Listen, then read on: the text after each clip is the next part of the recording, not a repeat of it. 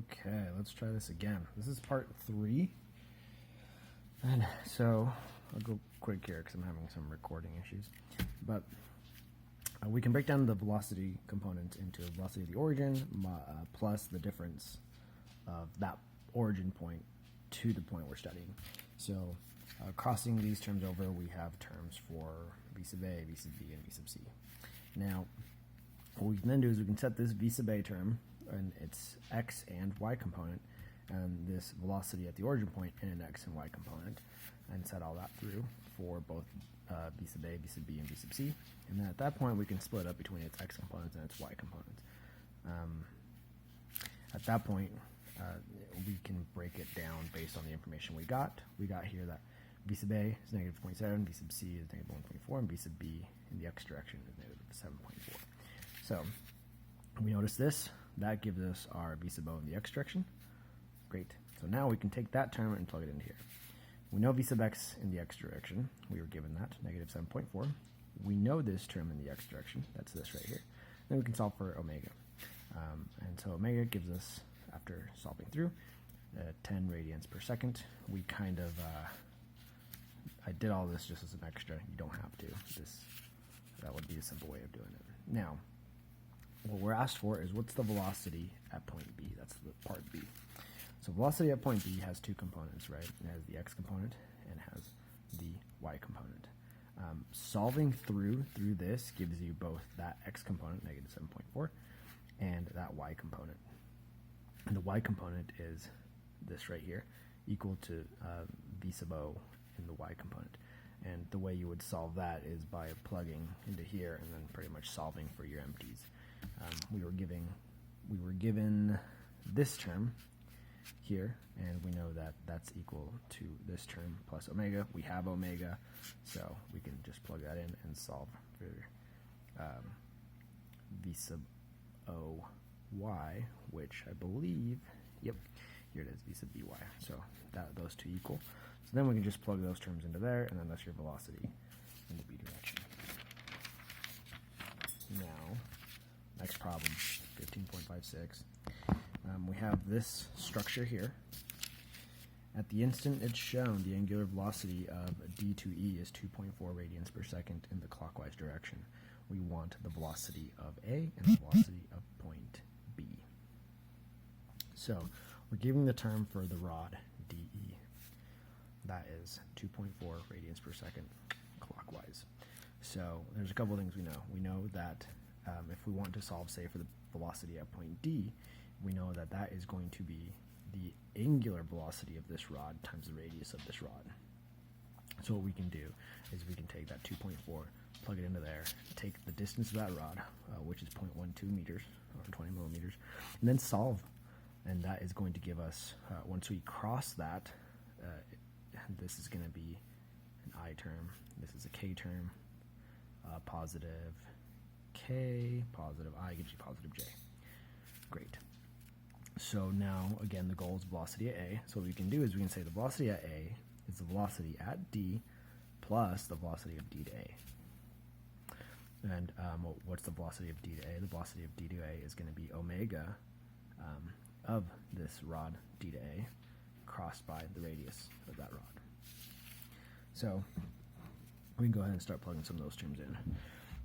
We know that we have to take the positive J component and the positive X component, and that'll solve for the length of that rod. So we know velocity of D to A is going to be omega of D to A in the K direction, crossed the X term in the length and the Y term in the J. And that is going to give us this term here. So we're going to have omega dA, both separate out into their I and J components. And we have the initial 0.228 velocity of D in this term. We'll split that into components of X and Y. So we know that if we separate out V of A in the X direction, there's only one term here, and that's equal to 0.15 omega d to A, the I direction, and 0.08 omega dA is equal to, there's no other term, so it's going to be equal to 288 in the J direction, and that is because, does that look right? I believe that may look right.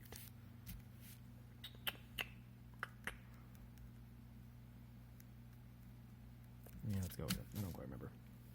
So we have our omega d in the other direction.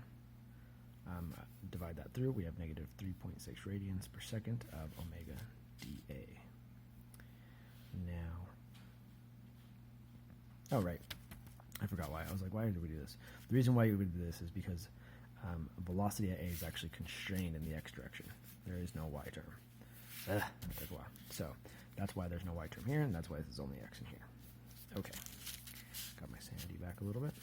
So velocity at A, negative 0.1, and then we sub in our omega term, d to A, there, and that gives us a velocity at A of 0.454 meters per second in the positive I direction. That's this direction.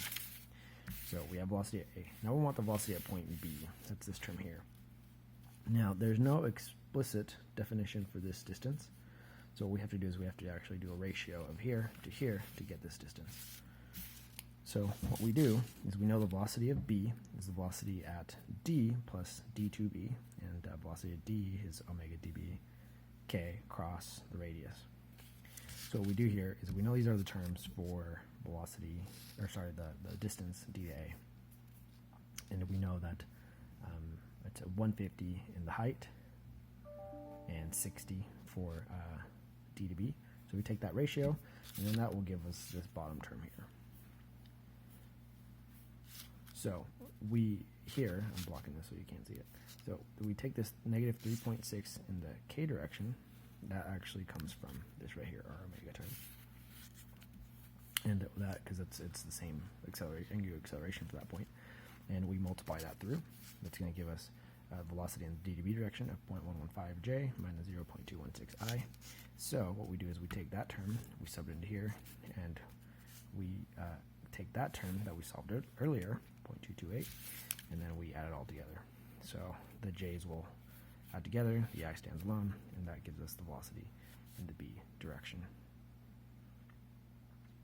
So what we can do is, if we want to further solve it, if we're not satisfied with just the components, we can actually just set up, we know that there's an angle, we know we have some angle here, and we set up our I component, we set up our j component, and then we just take the tangent.